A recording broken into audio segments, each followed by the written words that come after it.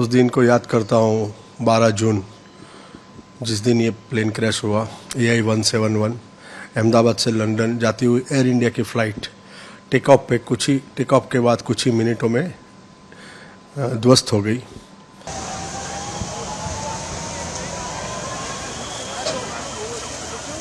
Dead bodies आ रही थी जो बहुत ही ज़्यादा बर्न थी, तो वो उनका एक बार डिसाइड करके कि ये वो सांस नहीं है और ये डेड है।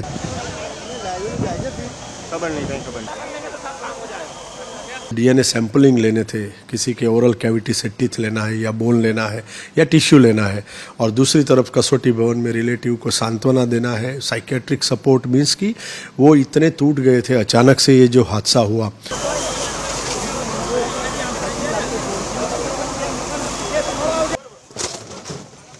ये मैसेज पोस्टमार्टम रूम में जाता था, वहाँ से उनकी बॉडी आइडेंटिफाई करके कॉफिन में रख के जो भी प्रोसीजर करनी होती थी वो पूरी हो जाती थी।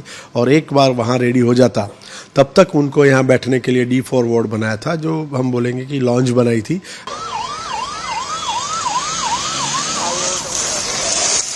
उस दिन को याद करता हूँ 12 जून, जिस दिन ये प्लेन क्रैश हुआ। AI-171 अहमदाबाद से लंदन जाती हुई एयर इंडिया की फ़्लाइट टेक ऑफ के बाद कुछ ही मिनटों में ध्वस्त हो गई। और ये हमारे मेडिकल कॉलेज के स्टूडेंट्स जहाँ रहते हैं उस हॉस्टल के एरिया में, और ख़ास करके वो मैस के एरिया पे गिरी। करीबन 1:40 को मैं ऑपरेशन थिएटर में था और मुझे मैसेज आया मेरे चीफ सिक्योरिटी ऑफिसर का कि ऐसा कुछ हादसा हुआ है, आग लगी है। और कुछ ही मिनटों में फिर से कॉल आया कि प्लेन क्रैश है। तुरंत दौड़ के हम कैजुअल्टी में आए, बीच में सबको बात की, RMO को बोला कि सारे डॉक्टर्स जो फ्री है उनको कैजुअल्टी में शिफ्ट किया जाए, नर्सिस को शिफ्ट किया जाए, क्लास 4 को शिफ्ट किया जाए। मेडिकल स्टोर को बोला गया जो इमरजेंसी ड्रग्स की रिक्वायरमेंट है वो सारी चीज़ें आप वहाँ शिफ्ट कर दीजिए।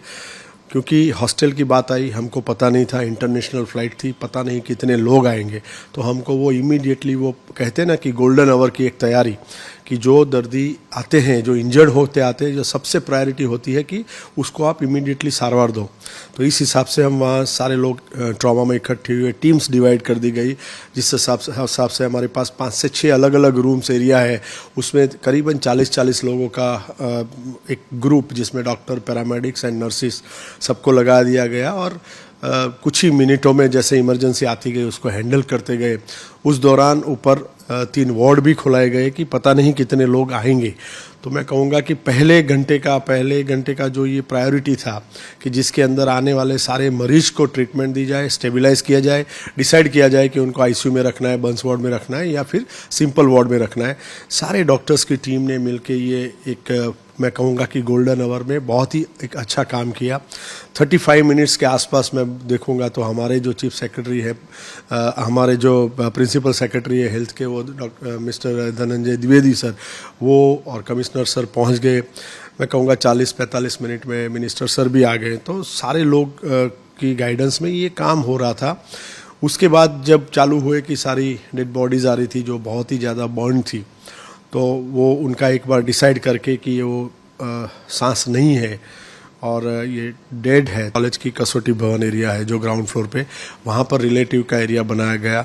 और इस तरफ जो पोस्टमार्टम रूम की पूरी टीम है उनको और डॉक्टर्स डेप्यूट करके एक, वो कहेंगे ना कि एक बहुत ही बड़ा सेंसिटिव कार्य जो कहेंगे हम पोस्टमार्टम का, वो चालू हुआ। वो करीबन 20 घंटे नॉन स्टॉप करके सारा पोस्टमार्टम किया। उसके साथ साथ उनके जो DNA सैंपलिंग लेने थे, किसी के ओरल कैविटी से टीथ लेना है या बोन लेना है या टिश्यू लेना है, और दूसरी तरफ कसौटी भवन में रिलेटिव को सांत्वना देना है। साइकेट्रिक सपोर्ट मीन्स कि वो इतने टूट गए थे अचानक से ये जो हादसा हुआ, तो उनको संभालने के लिए साइकेट्रिक की टीम पूरी वहाँ थी, काउंसिल कर रहे थे। साथ साथ में सैंपलिंग भी चालू हो गया था कि DNA मैच के बेस पर हमको आइडेंटिफिकेशन करना है। तो वो सैंपलिंग भी हो गया, वहाँ सैंपलिंग हो रहा था, यहाँ पोस्टमार्टम हो रहा था, और ये सारे सैंपल एक टैग करके FSL और NFSU में भेजे गए। इस दौरान जो फिर बाकी का जो टाइम रहा, क्योंकि उसके रिजल्ट आते हुए 48 to 72 आवर्स होते हैं, उसमें ये पूरा SOP डिसाइड किया गया कि किस हिसाब से मृतदेह को अपने स्वजन को दिया जाए, वो भी डिग्निफाइड वे में, जिसका पूरा ध्यान और मलाजा मेंटेन हो, इस हिसाब से वो पूरा एसओपी डिसाइड किया गया। जैसे ही रिपोर्ट आता था हमारी टीम यहाँ से रिलेटिव को कॉल करती थी और वो अपने टाइम के मुताबिक यहाँ पर आ सकते थे। जैसे हमने कॉल किया कि अपना डीएनए मैच हो चुका है, आप अपने स्वजन का बॉडी लेने के लिए आ सकते हो, तो वो कॉल पे वो फिर हम यहाँ सिविल हॉस्पिटल सुप्रिंटेंडिंग ऑफिस के सामने हमने रजिस्ट्रेशन का एक बनाया था, जहाँ वो आते थे और अपने डॉक्यूमेंट्स की खराई करते थे कि अच्छा यही रिलेटिव है और ये इनका जो स्वजन की जो डेथ हुई है वो उनके रिलेशन में है। दोनों का रिलेशन एस्टैब्लिश होने के बाद ये मैसेज पोस्टमार्टम रूम में जाता था, वहाँ से उनकी बॉडी आइडेंटिफाई करके कॉफिन में रख के जो भी प्रोसीजर करनी होती थी वो पूरी हो जाती थी। और एक बार वहाँ रेडी हो जाता तब तक उनको यहाँ बैठने के लिए D4 वार्ड बनाया था, जो हम बोलेंगे कि लॉन्ज बनाई थी, जहाँ रिलेटिव शांति से बैठ सके। वहाँ पर भी उनको काउंसिलर्स प्रोवाइड किए गए थे, जो उनको जो ये हादसा हुआ है, ये जो लॉस हुआ है, उसको तो हम किसी तरीके से रिप्लेस नहीं कर सकते हैं, लेकिन एक सरकार की तरफ से सारे लोगों की तरफ से ऐसा था कि जो रिलेटिव है उनको अच्छे से अच्छे तरीके से उनको अपने स्वजन का पार्थिव दे दिया जाए। फिर जैसे ही मैसेज आता था तो हमारा PRO उनको लेके फिर पोस्टमार्टम रूम ले जाता था, जहाँ पर police, forensic medicine department, corporation, सारे लोग मिलके 1 बाय 1 टेबल वहाँ लगाए थे। तो सारा अपना काम, जैसे जब पोस्टमार्टम होता है तो वो अननोन की तरह से होता है, जब वो डीएनए मैच होता है तो उसको नाम मिलता है। तो ये सारी जो चेंजेस अपडेट करना होता है, इंक्वेस्ट में अपडेट करना होता है, PM रिपोर्ट में अपडेट करना होता है, डीएनए एंड FSL का मैचिंग का वो उनको कागज़ देना है, उसके साथ वंस सारी चीज़ें डिसाइड हो जाती थी तो डेथ सर्टिफिकेट भी देना था। तो उसी टाइम पे डेथ सर्टिफिकेट भी तैयार किया गया था जो कॉरपोरेशन की तरफ से।